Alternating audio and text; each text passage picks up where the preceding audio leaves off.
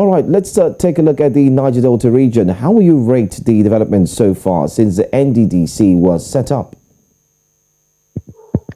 I would say much better work can be done. Right now, my company is doing projects in the Niger Delta, and honestly, going into the Niger Delta, we provide electricity, renewable energy, and we also provide water for communities that are underserved. And when you go into the Niger Delta, you don't see anything at all. There's nothing done. So when you hear about all these billions and millions they talk about, really on ground, there isn't much done. So if I'm going to rate the commission on a scale of 1 to 10, I'll give them a 4 over 10. 4 over 10. That's quite strong, 4 over 10. But you have done some works in the Niger Delta, just like you rightly mentioned now. How best do you think developmental works can be better done in the region and make citizens at least get value? I think, first of all, we need to focus on the fundamentals of development. The fundamentals of development in the Niger Delta are things like electricity, healthcare.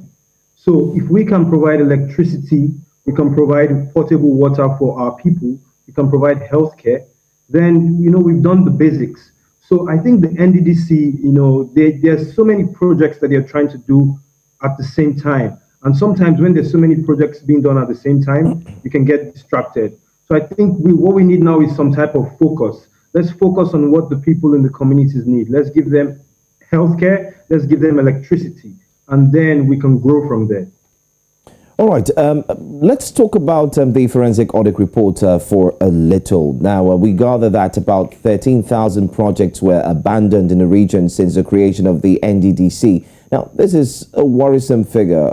What are your thoughts on this? It's sad to think that we have so much money at stake, but yet nothing is done. I'm happy that at least all this is coming out to the public so Nigerians know how much money goes to this commission. I'm also happy that the president is taking a stance on this. He seems to have a firm resolve to fight corruption. But I think the people who are responsible for these atrocities, for squandering this money, must be brought to book. We need to show examples of leadership in our country. We cannot continue like this. If people are not brought to book for doing the wrong things will continue. So I want to commend the president on taking this stand. I hope that the forensic audit will be looked at properly and we would implement the results, and those who are found culpable would have to pay for what they have done. All right. Nigeria's president says all monies looted from the NDDC will be recovered. Now, how strong is this message to the corrupt officials? It's only as strong as it is implemented. So we've heard this over and over again. Reports are done, audits are done, everybody knows what has happened, but until we see real action, until we see real action for the consequences of this corruption, there's nothing. It's just a statement. So I'm happy the president has made the statement. Now I want to see real action. We want to see the IGP swing into action. We want to see the police. We want to see the courts. We want to see justice for the people of the Niger Delta. I am from the Niger Delta. I'm from Delta State. I'm an Ishekiri boy from Warri Kingdom. And it hurts me to go back to my community and see the way people are living. So we want to see justice. We want to see action. We don't want words only. We want action. That's what Nigerians deserve. That's what the people of the Niger Delta deserve. All right, let's look at the actors in the audit report, by the way. We have former acting managing director of the commission, the Minister for Niger Delta Affairs, Godswill Akpabio, and a host of others. What's their level of impact on the commission and also on the people? To be honest, I can't speak too much about the commission because in government, there's a lot of bureaucracy. So many times we look at who is at the top and it's easy to, point fingers at that person.